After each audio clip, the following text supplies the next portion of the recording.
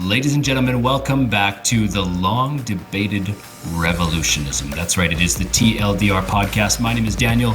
I am here with Jeff. How are you doing today, Jeff? Not too bad, Daniel. How are you? Hey, I am doing fantastic. I am ready to talk gaming. All right. Have you been playing any video games this week? I told you not to throw that question at me. I have unfortunately been going through a bit of a desert with my video games lately. Real life has caught up to me, and I have been doing work on my house and have not been able to carve out any time. But this is how dedicated I am to this. I am reinstituting my plan to wake up at 5:30 a.m., maybe even 5 o'clock if I have to get a little bit of playtime in before my day starts. I thought you were going to say Prima Nocta again.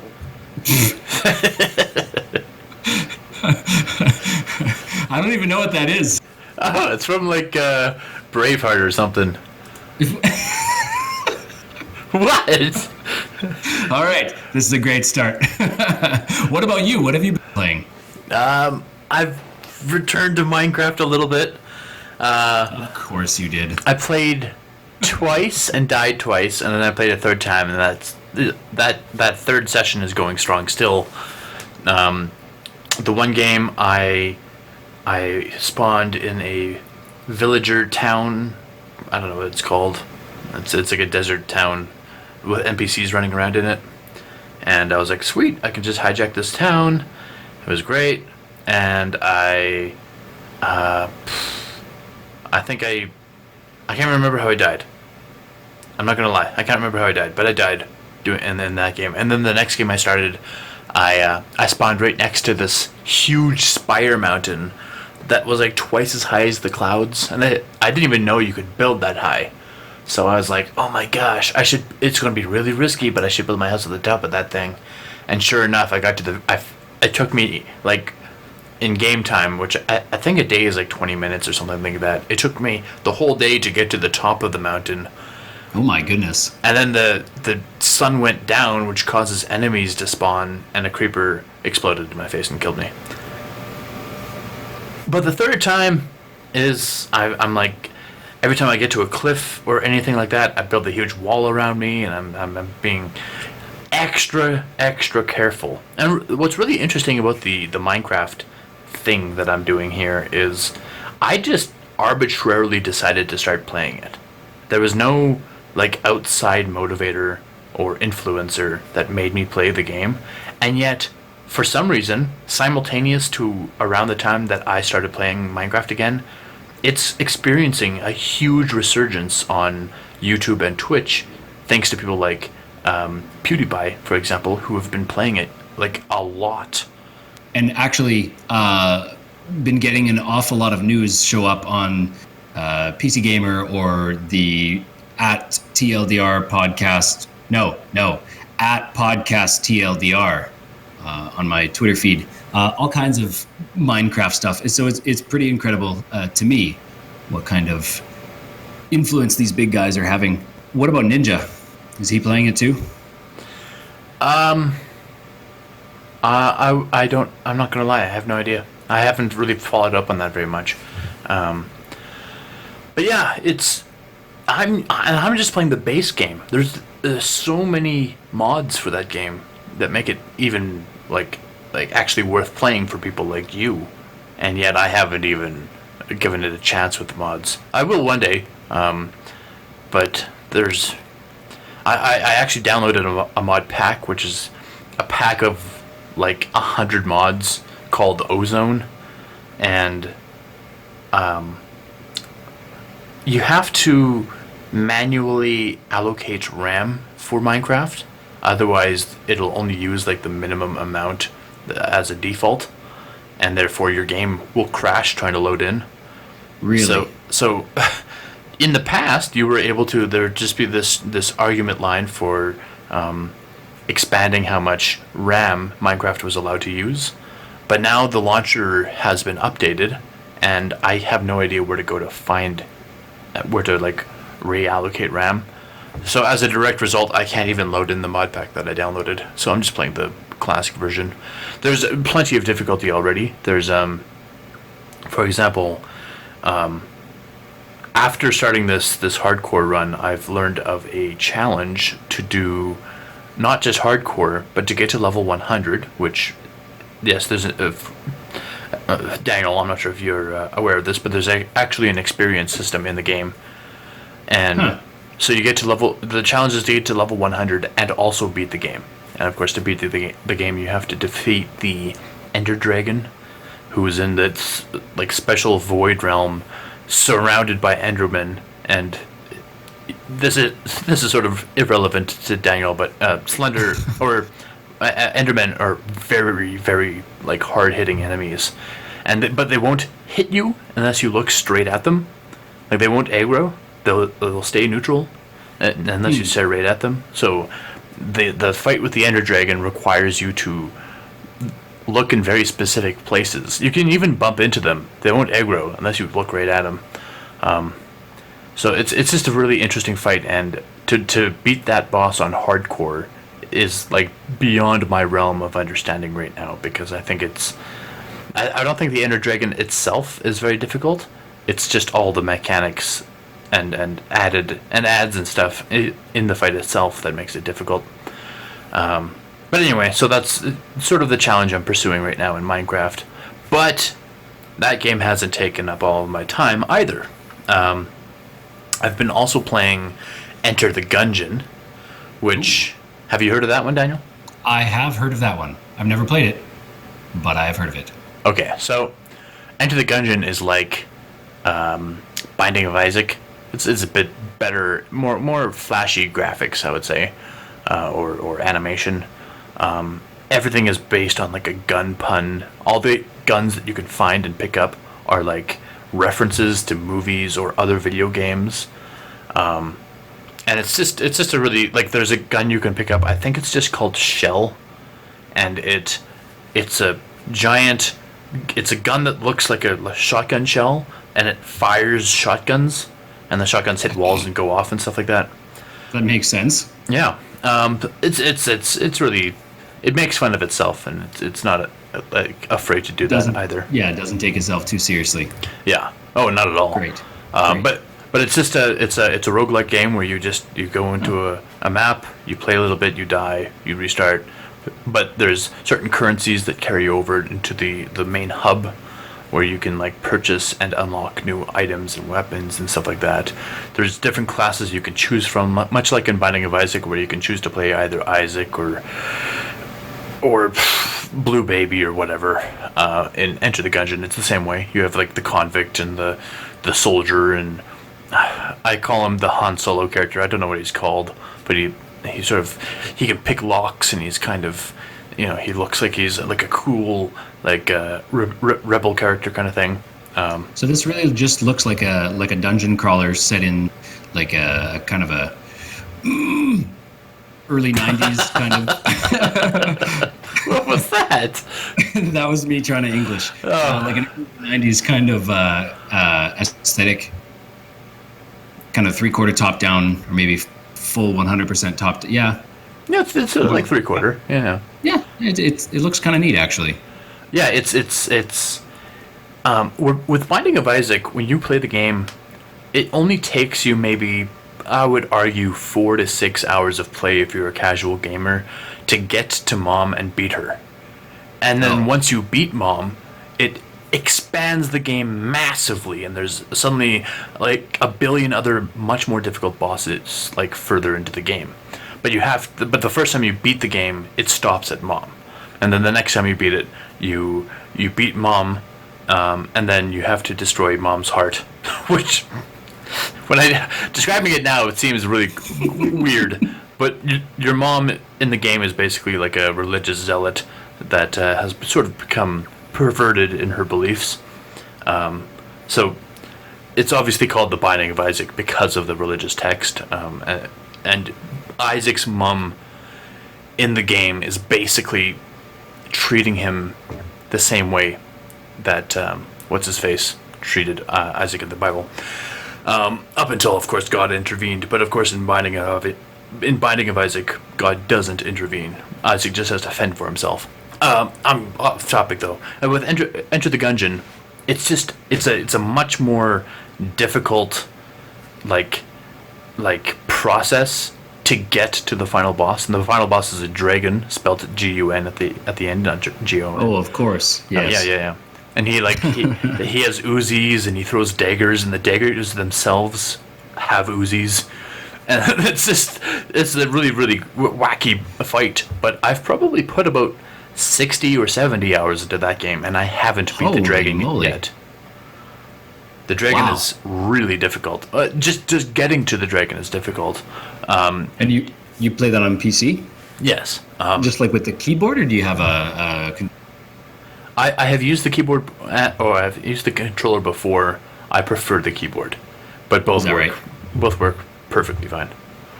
But yeah, it's a really really really challenging game, and the more you play it, the more items you unlock. But conversely, some of the items aren't good for you, and sometimes you don't have a choice in picking them up. So it's it's good and bad that you expand the library of items available to you. But yeah, I've been playing that probably about an hour a day on average, and it's pretty good. Are you recording any of that? No, I could, but I want to only record games that I either don't enjoy or are too difficult. Yeah. Which brings me to my next game that I've been playing. I've only put about 2 hours into it, but I wanted to start my channel off with 3 different Let's Plays at the same time, and I want the method behind this is one game is going to be probably the more popular of the 3. One game is going to be like an average game to watch, and the other game will be like a total slog for like the absolute diehard fans once I get them. So of course the first 2 games are Dark Souls and Witcher, and I figure one of them will be kind of popular and the other one won't be so much. But the third game is Skyrim. And oh yeah. I don't have Steam open, so I can't look right now, but I have like I have like 500 hours into the base Skyrim, and then I bought the remaster, and I have about 400 hours into the remaster. So I've played a considerable amount of this game, but the thing is with me, when I play the game and then I take a break, when I come back, I don't want to start that character. I want to make a new one because I've sort of lost where I am in the world. So I've never beat the game, and I'm very dedicated to beating that stupid game, because eventually we're going to get another Elder Scrolls game, and I don't want to have to say that I didn't beat Skyrim before that came out, because there's been such a huge window of time to do so. Oh, of course. But can you remind me and our listeners what your YouTube channel? It's called I haven't actually renamed it yet because nothing's public yet, but it's called Polydeuces right now, and it's going to be changed to Master of Masochism when I start uploading these things. I thought I had it right, but a Google search for Master of gave me some strange thumbnails. So yeah, I definitely haven't changed it yet. But in Skyrim, even though I find the game, let's face it, kind of repetitive and boring at this point, I wanted to add limitations to my gameplay to either make it more entertaining for myself or at least keep things interesting. So I started a Khajiit, which I've never played in Skyrim, which sort of shocks me. I really like Khajiits in Morrowind and Oblivion, but for some reason I never touched them at all in Skyrim. But what's interesting about my build is I'm going fist fighter. I'm not allowing myself to use any weapons at all, even shouts when I can avoid it. And I, of course, started on the hardest difficulty, which Skyrim has poor scaling. Like when you first start the game on the hardest difficulty, it can be quite the slog, but once you get about halfway through the game, your gear catches up with things and it becomes easy. Well, and then I employed that cheat where you could put that flesh book in that one bookshelf, and you could reuse it over and over and over, and it would give you a level every time you used it. Right. A level in everything. So I maxed everything out, but my gear didn't max out. And then I went out into the outside world and then just got absolutely just manhandled by the first bandit I saw. Nice. Oh yeah, no, no, it wasn't nice. I couldn't beat a bandit, let alone a dragon. So yeah, I don't know if I was able to. I don't remember if I was able to make that character continue, or if I had to kill it and start a new one. Right. Yeah, this Skyrim series, I'm actually kind of glad I've started it before my channel's even gone live, because this is going to be the longest Let's Play in all of history. Oh, of course. I'm not going to just play the main story to see the ending. I'm just going to play Skyrim as I always play Skyrim, which it usually involves doing all this to like different guild quests and everything to raise to the top of each of them, and it's fun, especially with the not the Thieves Guild, but the Assassins Guild. The Assassins Guild. Oh man, there's I a really lot like of that story. Yeah, and there's a lot of choices you can make in it that actually like change how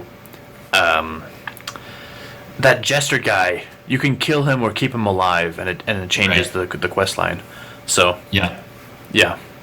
Well, isn't there a couple of different kills you can choose to do that with?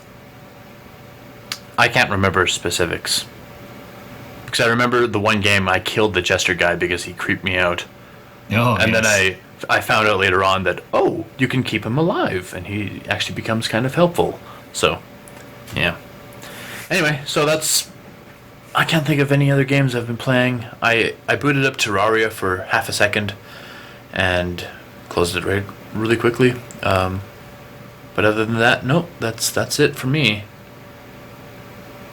Right on. Well, it sounds like you've been quite a bit more active than I have, unfortunately. hoping as summer winds down, I'm going to be able to find a little bit more time. Yeah, I was thinking the same thing. Summer, I can't remember where I said this, but summer was like the worst time that we chose to start this podcast. Oh well, Forging Forward. That's actually a good podcast name. Foraging? Yes, foraging. Never mind. Okay, so was there any news that you saw this week you wanted to give a quick update on, or what have you? Well, there's no actual news this week that I found, but there is news from last week that I forgot to mention, and it's kind of a big deal. Let's hear it. So yeah, basically, at some point, Nintendo, Sony, and Microsoft decided to crack down on loot boxes. Right. So what this means for players is, previously in a game like Overwatch, you would buy, like, I don't know how. This is a bad example. Let's use Hearthstone. Loot boxes can refer to anything. Hearthstone is a good example because it's an actual collectible card game. So you buy a card pack / loot box in Hearthstone, and then you open it up and you have no idea what you're going to get. You have no clue at all. It's just a totally random chance. You have a little bit of a clue depending on the nature of the pack that you open. Right, you can have a pack from a specific expansion or adventure that you're guaranteed to get at least one rare card out of your 5 cards. Right. In a Hearthstone card pack. So there is kind of a guarantee, but it's pretty loose. Right, exactly. So with Hearthstone, you basically, let's just look at the classic pack. You would have, a few hundred cards at max that you could get out of this card pack that had 5 cards in it. One was always a rare, but that was it. That was all the information you had. And going forward, at least for Hearthstone, that's not going to change much, because Hearthstone is PC specific / phone. But Nintendo, Sony, and Microsoft are going to really crack down, because what that means is every item that a loot box can contain for a game that exists on the Nintendo, Sony, or Microsoft platforms means that I'm losing my train of thought. Essentially, you're alluding to the whole gambling aspect, correct? Right. Sorry. So basically, every single item that drops from a loot box will have now a displayed percent chance of dropping, and that you might think that sort of defeats the purpose of the gambling aspect of the loot box, but it also saves players on like thousands of dollars because you might have no idea that an item has a 0.01% drop rate as opposed to a 5% drop rate or something like that. Right. So it saves you, the player, thousands of dollars, but it also keeps thousands of dollars out of the pockets of the game developers. So kind of good, kind of bad. And if it's just some great big honcho twirling his mustache up on his throne of golden cards, then you don't feel bad, stiffing them out of some money. But ultimately, I think that we want the game developers to make a good buck, right, and be able to give us a good game. Yeah, and actually, I forgot to read out all the publishers who have signed up for this initiative, which include Activision Blizzard. So there you have it. Bandai Namco Entertainment, Bethesda, Bungie, EA, Microsoft, Nintendo, Sony, Take-Two Interactive, Ubisoft, Warner Brothers, and Wizards of the Coast, which are, of course, Magic the Gathering. Right. So that's an extensive list. Yeah, it's pretty huge, and I can't say that this is a negative for us, the players, at all. I mean, obviously, if you find out something has a 0.01% drop rate and you still spend the money, that's your choice. On the other hand, once you find out the actual drop rate, you might think to yourself, man, this is unfair for me. Like, why? Why would you put the drop rate so low? Even though before you didn't know, and it was still extraordinarily low, now you're in the know, so it feels worse. Yeah, so counterpoint to that, I can understand why they would want to, out of sense of altruism or what have you, keep, children or even, people that aren't making proper decisions, people that are like gambling addicts or what have you, keep them from perpetuating the cycle and just wasting a ton of money. But there'd be no way to police this, of course, but a responsible adult who knows full well what he's doing, the money that he's blowing, he or she rather, it's just too bad. I think it's too bad. I can see both sides of the coin, but I'm more on the fence. I'm more on the fence than you are, I think. So why do you think it's not a good thing? Well, because of exactly what I just said. Let's say that we're talking Hearthstone. So a game like Hearthstone, which makes millions of dollars a year off of their purchased card packs.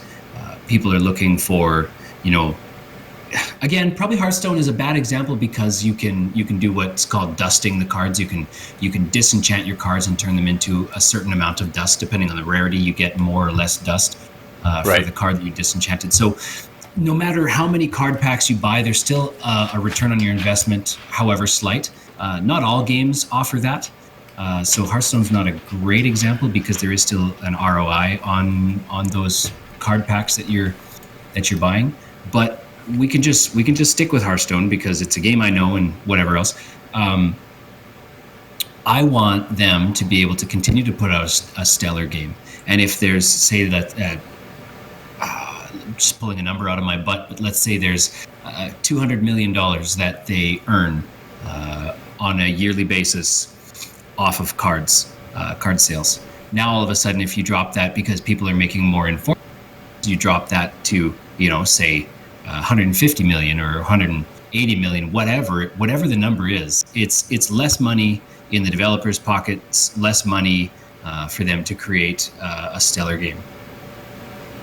Yeah, that's true. I was actually listening to an old episode of the Co-optional podcast earlier today, and they had brought up a really good point that gamers and they were actually talking about Hearthstone specifically, and they were talking about how the accessibility of purchasing packs is like kind of unfair to the average consumer, because streamers, especially those that are sponsored by Blizzard, will get packs for free.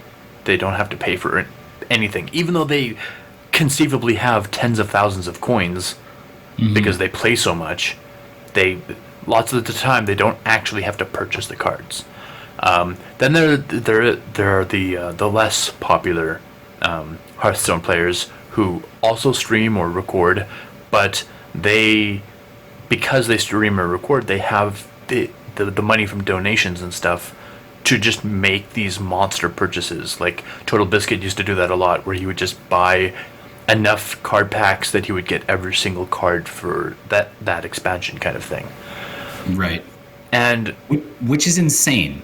It is insane. No one's arguing that.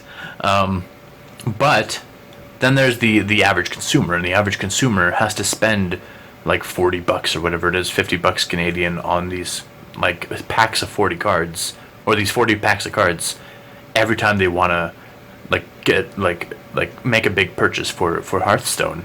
And that investment is not even close to buying all the cards for that expansion.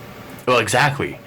And the suggestion that they made on the Co-optional podcast was actually that the initial cost of a 40 of packs should be like $20, and then if you purchase it again, it would be $25, and the price would go up the more you bought. And then that way, the crazy people in the middle who have a lot of money can still spend whatever they want to get all their cards. But then the lower consumers who have less money to spend on this kind of stuff would have higher accessibility to it. Yeah, it's not quite as cost prohibitive. Yeah. I could see that. I could see the flip side too, like or the same general thing accomplished just by increasing your likelihood of opening a legendary, on your say your first few packs, or not just a legendary, but your odds of opening epic rares as well.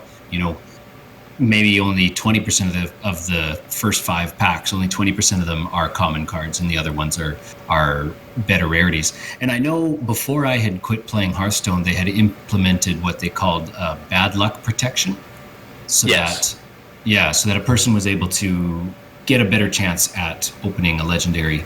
And then as each successive pack went on, the 10th, 12th, 14th pack, I don't remember the exact number, the exact percentage that your odds increased, but it increased slowly until I think it was by the 40th pack. No. It was by the 10th. 10th pack? Yeah. No, you were guaranteed to get a legendary in your first 10 of. Yes. Not every 10 packs. No. Your bad luck protection, I think, was like just in the I'm not talking about the opening event to the expansion. I'm talking about just in general. After that, there was a bad luck protection. So I think it was every 20 packs, or after 10 packs, your odds started going up of opening a legendary, up until I think it was the 20th pack. It was a guarantee, or it was 20 and 40, whichever one it was. But yeah, it wasn't as much of a gamble, shall we say? It's guaranteed one legendary every 40 packs. There it is. And then a set average that you'll get one legendary every 20 packs. Right. And then it says you would get an epic card every 10 packs as well, on average. And then once you got it, your bad luck protection would drop back. Right.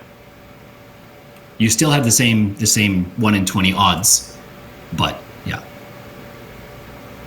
Yeah. Which I think is a pretty elegant to the whole gambling debate, but apparently Blizzard didn't think it was going far enough. Yeah, but more to my point is, even if this bad luck protection thing was amplified in any capacity, it still has the same price tag, and it's just less accessible. And I think opening the doors to like, hey, you have a 2% chance of getting Ragnaros, the Light Lord, or whatever. It that's less influential on me, the consumer, than the price of the pack itself. So you'd rather see a graduated pricing rather than bad luck protection? Well, yeah, because like you said, at least in Hearthstone, where this makes sense, the duplicates and stuff. Well, it's the same with Heroes of the Storm and other Blizzard games, where once you get duplicates and break them down, you can actually use that breakdown cost or price or currency to craft something else. Right. At least in Heroes of the Storm, it's mostly cosmetic, but in Hearthstone, you can actually make legitimate cards. So. Right. Segue. We talked about last time we were going to mention cooperative play, and I'll be honest with you, when we talked about that a couple of weeks ago, I didn't hold out much hope. I was kind of expecting that I was going to need Jeff to carry the conversation on this one, because I didn't think I'd find very much to talk about. But I tell you, once I cracked that coconut open, I found there was a lot to talk about. So I guess co-op gaming has had a pretty big impact on my life. I started playing co-op gaming, of course, when I was very, very young. But skipping all of the Marios and everything else that I played for the first decade or so of my life, where it really kind of opened a big can of worms for me, was when we started doing, I think I mentioned in the first episode, those Halo parties at the buddy's place, where we'd get 16 players together and 4 Xboxes all linked together, and we'd just go nuts. I know that wasn't exactly co-op gaming, but that was kind of where I myself got introduced to the social aspect. Yeah, that's and like such fond memories I carry with me. You know, here I am 15 years later, or maybe more. I'm dating myself here, and I still remember fondly, very, very fondly, the time spent. Even though I was with a bunch of sweaty, stinky teenagers, I was one of them, so I guess it didn't really matter that much. But it was just an incredible part of my life, and I don't know if I would go back to it, but I sure just, like I say, very, very fond memories thinking about that social part of gaming. Well, what's really interesting about the Halo mention is that I don't remember ever actually playing the cooperative very much with you. Do you have any memory of playing cooperative with me? I remember. Yeah, I remember playing in your parents' basement. We went through Legendary mode on Halo 2. And I remember making fun of you for calling the Covenant the Convenant. That's what they're called. No, I had a friend in Peace River when I was that was the town I lived in before I met Daniel, and we played Halo 1 all the time, and then I moved, and it wasn't very far away, basically, and when I got Halo 2, I managed to arrange for my friend to come visit again, and we were so good at Halo 1 on Legendary cooperative that we were just knock into Legendary right away.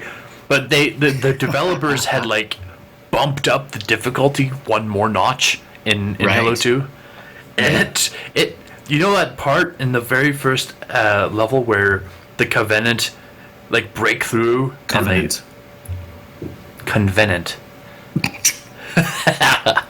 I'm saying it weird now because you corrected me. Yeah. When the Covenant, when the aliens come onto the spaceship, and you have to fend them off. There's one point where a white elite comes out, and Cortana's like, "Oh, an Ultra, And me and my friend got obsessed with it because the second he came out of the spaceship, he threw a grenade, like a plasma grenade, onto it. It exploded, and it didn't die. And we were like, what? And we spent like 3 hours trying to kill that stupid Ultra and just dying every time. Oh. So Yeah. yes, I also have extremely positive memories of cooperative Halo play. Yeah, hey, Master of Masochism, you should definitely play Legendary, one of those Halos, Halo 5. Have you ever touched Halo 5? No. Like, you should just jump right into it. I still have my Xbox One. I could play it, but I just haven't.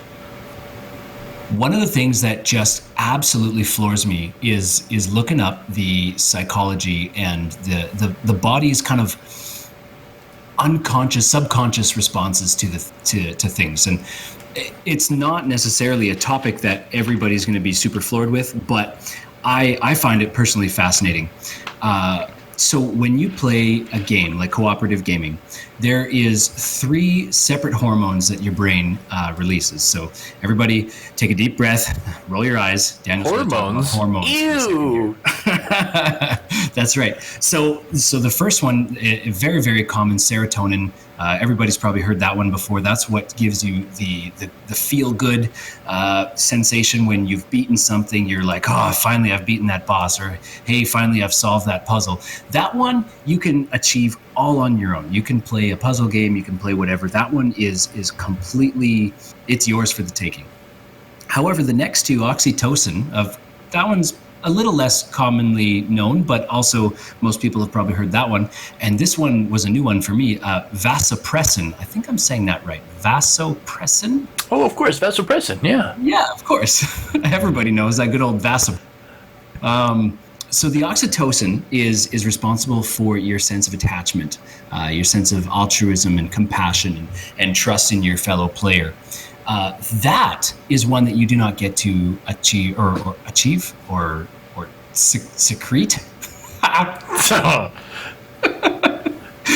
This is getting weird. Move on quickly.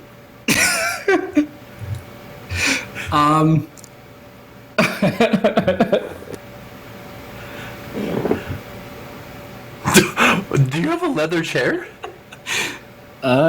Yes. You shifted and it sounded like you farted. I hope you cut all this out. What? I sound like a total wiener. It's okay. All right. Moving on. It means less editing for me. That's right. And I look like a fool. That's right. But that's okay. I'll be a fool for upvotes or something. Vasopressin. So that one when we get that sense of belonging, that sense of camaraderie, that sense of brotherhood or attachment, it tends to relate to family. So when you spend quite a bit of time with your family, or you actually like your family, because not everybody does, but you go home for the holidays and you're like, mi familia, right? And you just haven't seen these people in forever, and you just, so that's vasopressin acting in your brain. And both these, oxytocin, vasopressin, you don't get these through playing just regular single-player game modes. And I thought that was super, super interesting, intriguing, that your brain actually gives you a chemical response to these cooperative games. All right, so and this next part of it kind of it relates to what we talked about last week. Last week we brought up the shootings that took place in the United States. Very, very serious. For anybody that didn't catch all of that, you just go back and listen to episode 2. But I found that I was really fascinated by this next bit because of how society tends to take these shootings immediately, turn and point their finger at video games and be like, video games, you suck, you're causing all of this to happen to America. So somebody in 2010, a man named Mike, I might get this wrong, it looks like a German name, Schmierbach, I believe is how you pronounce that. So he actually did a study, and now this isn't just some little teenager. Like this is a real American journal. Mike Schmiermach is a research professional. So he was interested in how different gaming modes, whether that be single player, co-op, or competitive, how they affect somebody's aggression outside the game. So he conducted a test where he took some just regular everyday people, had them play Halo on the Xbox. They played either the solo campaign, the co-op campaign, or the Slayer mode, which is the PvP, the kind of free for all, everybody for themselves.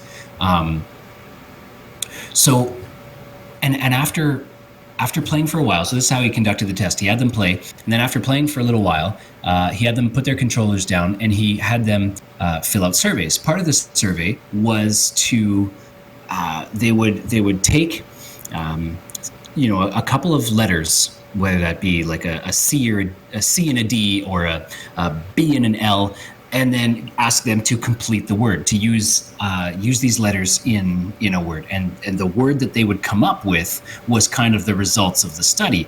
So if you were to write, you say you'd get KI, and that came out as kill, right? Or you got TH, and then it came out as death, right? Or bludgeon, or something, like that. He wanted to see if you would come out with these kind of aggressive words versus, KI might come out as kiss, right? Or something to that nature. And the interesting findings from this study was that co-op mode actually showed a much higher likelihood of with non-violent words. Now, this is in Halo, which if any of listeners haven't lived under, if they've lived under a rock for 15 years, Halo is a violent game. Right? There is blood splash. There is cries of pain as the aliens are dying. Like it's not a it's not. Is it rated T or M? I think it might be rated T. I think it might be rated T. Not mature, because there's not a whole lot of swearing in it. There's no sexuality. There's no alcohol use that I can remember. Right. Yeah. So it's just violence, but still, it's violent. So I was pretty impressed with that. There was another study that I was able to find. There's a For the record, Daniel stole my news article. Did I? So now I have nothing. I stole your news article? Yeah, you just word for word stole my idea. Thief. Really? You found this exact study? Yep. I'm impressed. That's hilarious. What about the next one? That's the only thing I found. I was going to branch off from there, but it's okay. Right on. So there's a whole bunch of names attached. I'm not going to try to attempt them all. A lot of them are German names. So you mean Grietmeier, Trautmathaus, and Oswald and Ewaldson? Those are exactly the ones. You did find that study. It's all the same page for me. It's all the same article, yes. Yeah, so what they ended up doing is they had people they played Far Cry, Fallout, or Halo 2, either in competitive. No.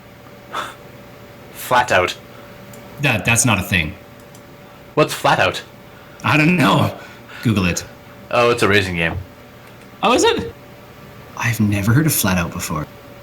It wasn't very good, obviously. I don't know what it is either.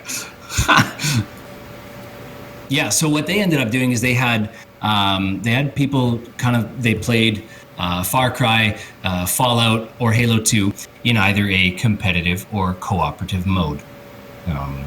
So they were asked to set down the controller after a little while and participate in a tabletop variety of game where they would either cooperate or, screw over another player. And the neat result there was that players who played a cooperative game, they were more likely to engage in like a kind of retributive tactics. So they would kind of put out a feeler, right, and see if somebody was interested in cooperating.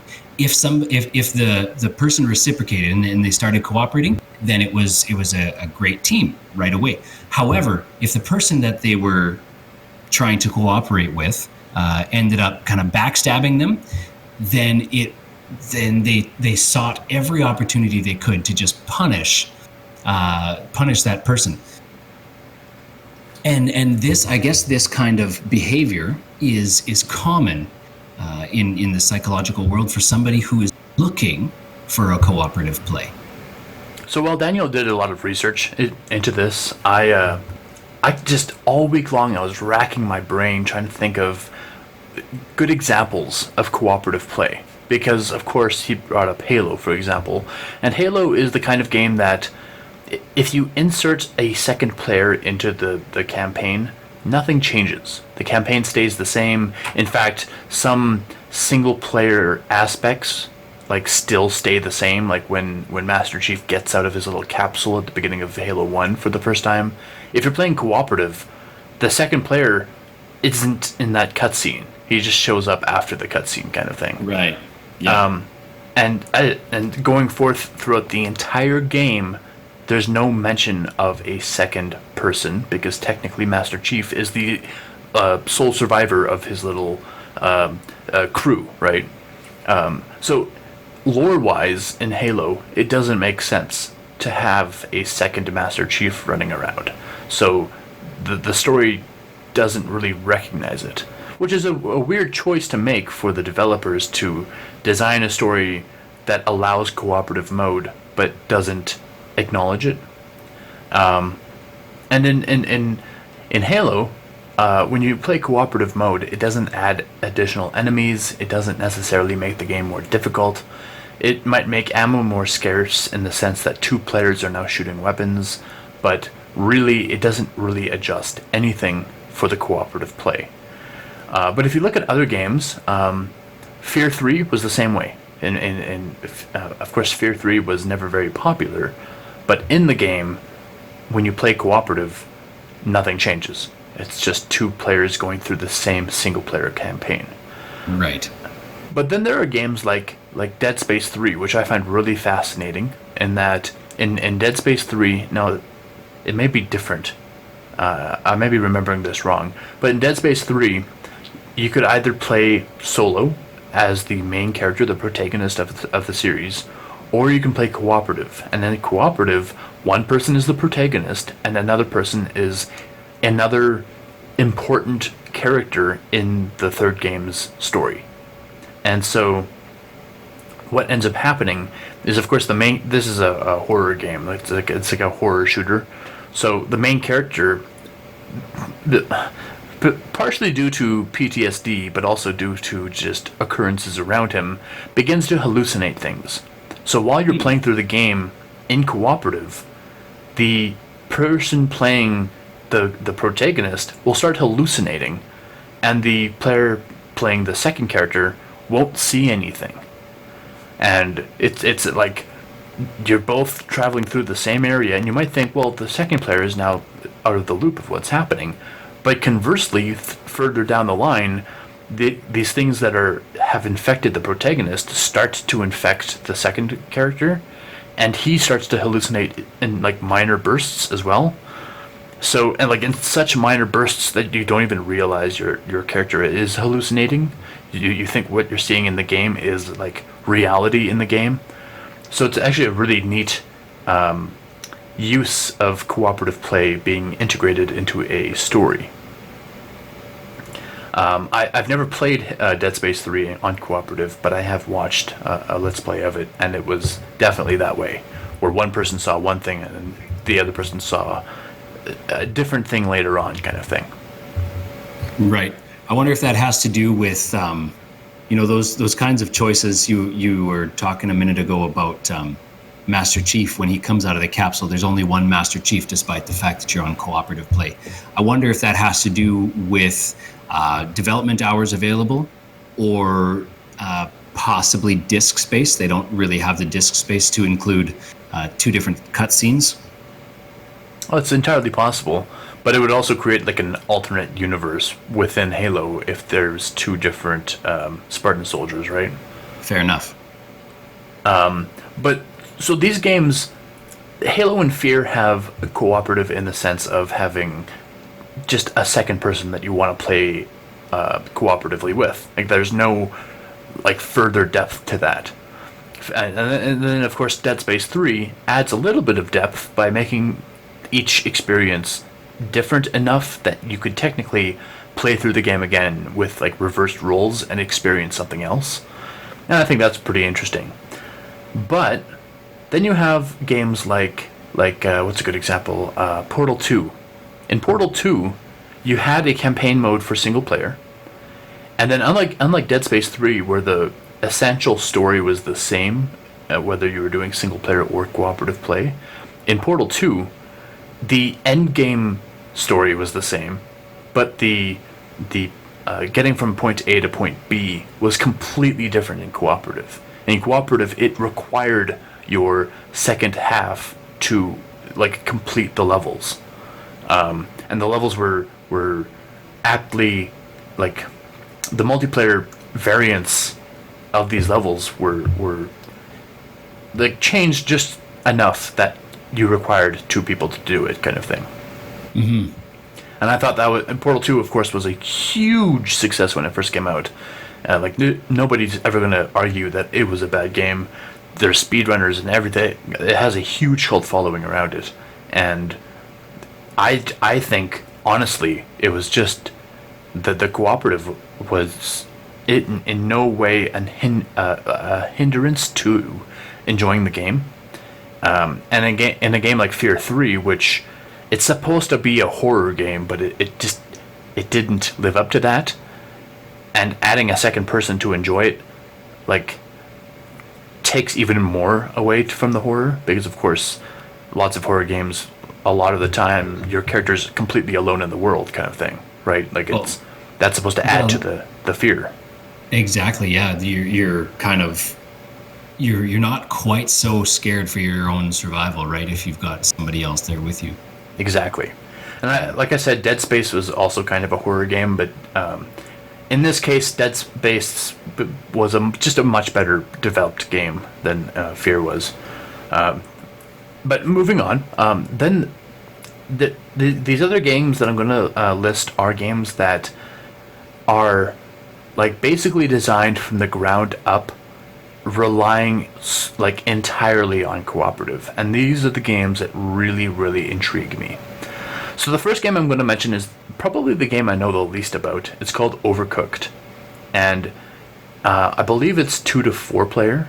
It might just be 4 player, but it's entirely cooperative, and it's basically it's an esoteric game where it's like top down, and you're 4 dudes in a kitchen that are just like trying to prepare meals for a restaurant. So like an order will come in for like some sort of soup or something that requires carrots and onions and maybe a bit of beef or something. And so one guy will start cooking the beef, and one guy will chop the carrots, and one guy will boil the onions and all these different things. And then at the end of the line rather, you mix it all together, and then you cook it for a little while, and then you put it through the whatever it's called in kitchens. I don't know what it's called.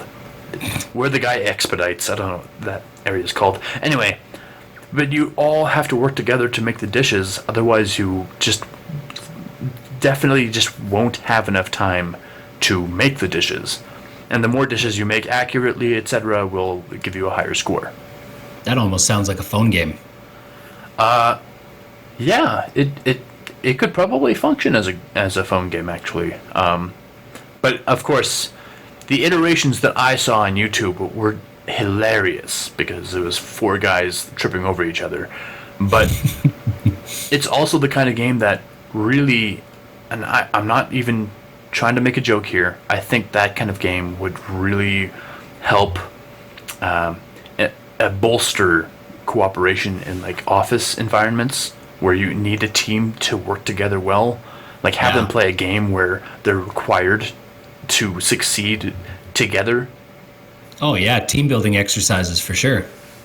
Yeah, and I mean, there's, like I said, like team building exercises exist like in mass scale and in mass variety outside of video games. But there's some video games that just are so integral to cooperation that you can't enjoy it on your own, and it does kind of suck because a lot of people are just so used to playing games by themselves. But when you do have that second, third, or fourth person to play a cooperative game, games like Overcooked just like scream like invitation to play.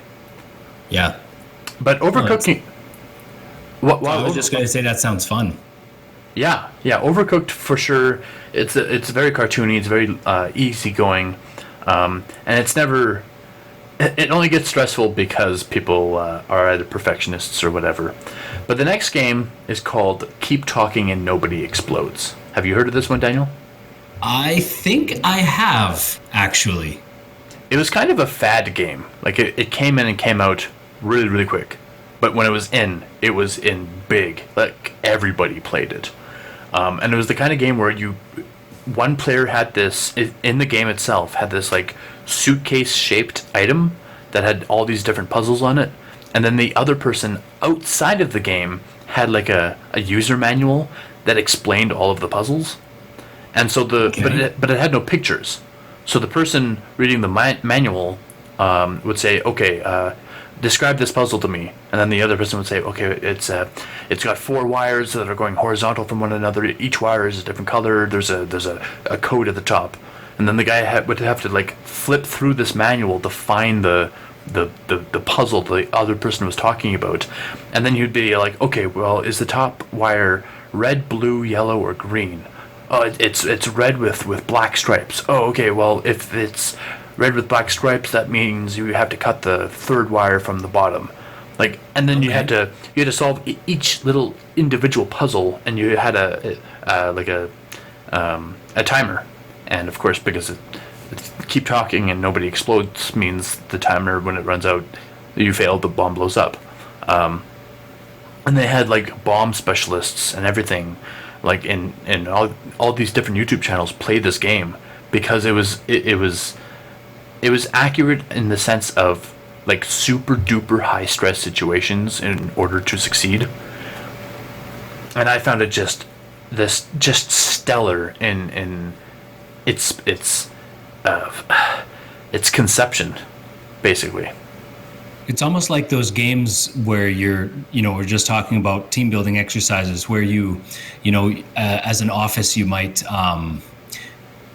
have to stand back to back and have to describe something that you're looking at, and the other person, but you can't use certain taboo words, and the other person has to try and guess what you're saying.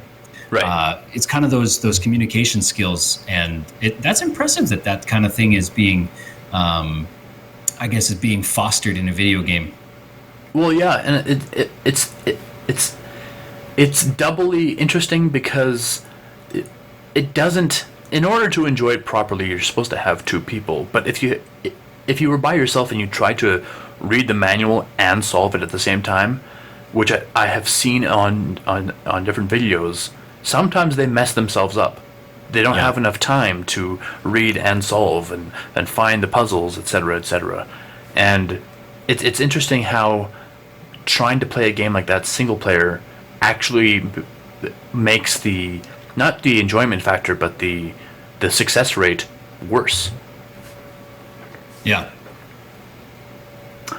But yeah, that game, like I said, it was played by everyone when it first came out, and I'm sure some people still play it, but it had like progressively far more complex puzzles each time you succeeded, and it's so fascinating to watch different people play it because, of course, you find out almost immediately how well those 2 people like are able to cooperate with one another. Mm-hmm. I just found it very fascinating to watch. Well, and people have different communication styles too, right? I know that sometimes I'll be talking to my wife and I can see exactly what it is I'm trying to say in my head, and she's not on a level with me. She just does not, no clue what's going on. And, and then I realize later I've just been explaining it like a dope. Well, yeah. The final game is a game that I have always wanted to play with a group of friends. It's called Guns of Icarus, and it's basically a game where you operate a flying ship, and you have teams of, I think it's between teams of like 3 to 6, and each person generally has a different task. Like there's the pilot, and then you can have like 2 gunners and then like 2 repairmen, and the repairmen they put out fires on the ship. They fix different parts of the ship. The pilot has to, and it's very realistic in the sense of, if you're a gunner, you don't just sit on a gun and fire, because that gun can only swivel a certain amount in each direction and up and down. So if the ship goes behind you, you have to get off the gun, run across the ship to the other gun, just so you can shoot the guy some more. Huh. Anyone can operate the guns, anyone can fly the ship, but the pilot has more skill flying, and the gunner has more accuracy shooting, that kind of thing. Anyone can repair, but the repairmen are just faster at it, kind of thing. Yeah, And so, for sure. if let's say like the right engine goes out on the ship, the gunners can say, okay, we're not going to gun anymore, let's go repair this integral piece of the ship, and then everyone can work together to fix it, kind of thing. And it's the kind of game that where keep talking and nobody explodes requires communication. This is the same thing. If you tried to play this game like completely muted, it would be disastrous and not at all fun, right? Like communication is key to the entertainment value of the game. Right. And again, comparing this level of cooperation to something like Halo, it's like a night and day difference. It's almost as if the cooperative experience in Halo isn't cooperative in comparison. Like it's that different between the two. And I really like how again, the sort of the psychology of how these ultra cooperative games, when they first come out, they're always like a huge hit. Overcooked, again, that one went over my head, but apparently it experienced like a really, really high when it first came out, and then it sort of dwindled down again. Same with Guns of Icarus, and Keep Talking and Nobody Explodes, Portal 2. All of these ultra cooperative experiences were just insanely popular when they first came out. And I think that's really kind of telling, because when you look at competitive games, like all the shooters that exist out there, they are just they have their spike of popularity, but then they just stay that popular. And the cooperative games, they also experience a huge spike. So it's not like nobody's interested in the cooperative play. Right. It's just for some reason they don't grab for as long, and I don't know why. Because, like I said, watching all these games that I've listed on YouTube, it is, even if I don't know the people playing the game, it is immensely entertaining watching them play. Right. I mean, I could offer a potential, pardon me, my goodness, I could offer a potential reason for why it would be that way. Just kind of trying to collect my thoughts here. I lost where I was going. You just started. Oh, yes. Well, I lost myself in. No, just the amount of involvement required. So I'm thinking personally, and I'm sure I'm not the only one. You know, when you sit down at the end of a long, hard day, or in the wee hours of the morning, you are looking for something that's quite a bit more chill, and something that requires more, I guess, more involvement, more engagement, more cognitive ability. It has its place, but that place is probably when you're sharp and active and fresh, and not, you know, like I said, when you're feeling like a pile of baked potatoes. I would tend to agree. And though the majority of the games that I play are more competitive than they are cooperative, I also get this immense, not just pleasure, but like urge and just, I really, when I get the option to play a cooperative game with other people, I jump on it right away. Like Diablo multiplayer, World of Warcraft multiplayer, like with a bunch of friends. That's immediately what I want to do. I don't want to play a MOBA or something like that against other people. I want to play a game where you're against an AI opponent or against no one even, like in the case of Overcooked, where your only villain is the timer or something like that. And I don't know why that is. It's very intriguing to me because I like competitive play, but I whenever maybe because it's rarer or less common, maybe that's why I have this huge urge to play the cooperative games when they come around. But yeah, it's just I find it fascinating that they have this huge spike of popularity and they're all really strong, well-developed games, but they just don't last that long. Yeah. Well, I can't speak for everybody, but one thing that that really gets me about cooperative gaming. So you kind of just alluded to how much you really enjoy playing with your friends, and how maybe playing with a bunch of nameless faces isn't quite as intriguing for you. And to me, that fits me to a T, and I'll tell you why. Is because when I play a competitive game, especially one that has like a ladder on it where you can climb up and down, I love those games when I'm doing well. But there is so much kind of anxiety built up behind,